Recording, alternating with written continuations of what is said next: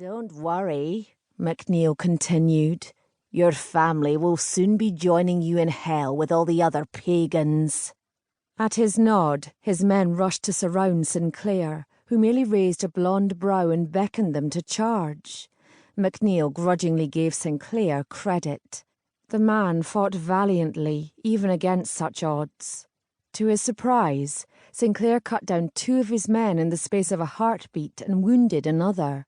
Further proof in MacNeil's mind that the man wasn't mortal, but was in league with some demon or the devil himself to have such strength.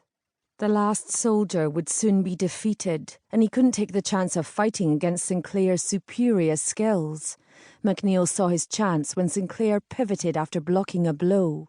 In one smooth movement, he stuck his sword in Sinclair's back and twisted the blade. An ear-piercing scream rent the air as Sinclair's sword clattered to the floor and his body crumpled, unseeing eyes staring at his wife. "Murderer!" Catriona screamed. MacNeil turned and stared at the woman standing before him, her raven hair streaming around her while her green eyes blazed with fury. It was a pity she was a pagan, for she could have given him good, strong sons. He sheathed his sword and walked toward her, stopping inches away, his fingers brushing the dagger hidden up his sleeve. The infant's cries at being left in the corner echoed inside the chamber. "I'm only ridding Scotland of your kind, Catriona," he said, before he slit her throat.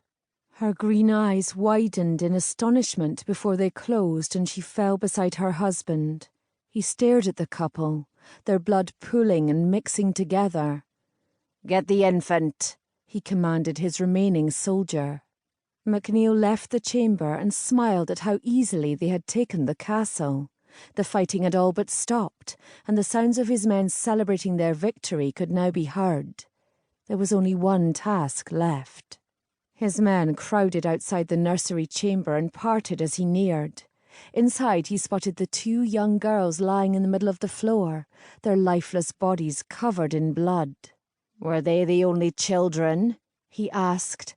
"Aye, laird." MacNeil sighed with relief. It was done. No more prophecy hanging over his head like an axe ready to fall. Or so he thought, until he heard the infant wail, reminding him there was one more life to take. Yet a thought took root. With her sisters dead, was she a threat? He could raise her as his own and use her Druid skills and supposed powers to his advantage. Without the threat of the prophecy, he would be free to pillage at will. But how much more powerful would he be with the power of the Druids by his side? No clan in Scotland would stand a chance against him. "Come, our work here is done," he said. "And the babe?" one of his soldiers asked. "Bring her." Chapter 1.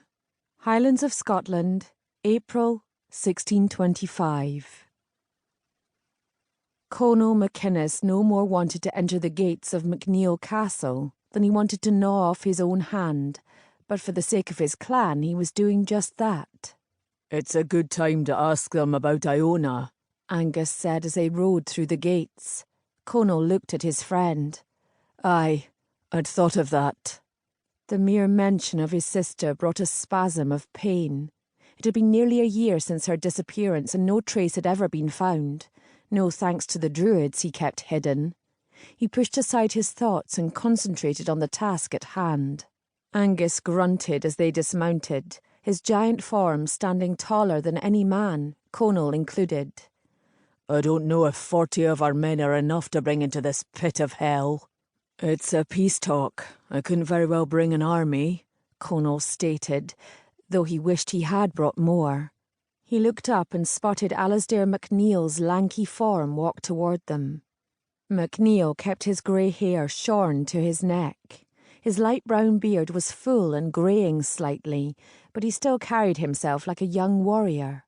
His command over his clan showed when men bowed their heads and women refused to meet his eyes as he passed.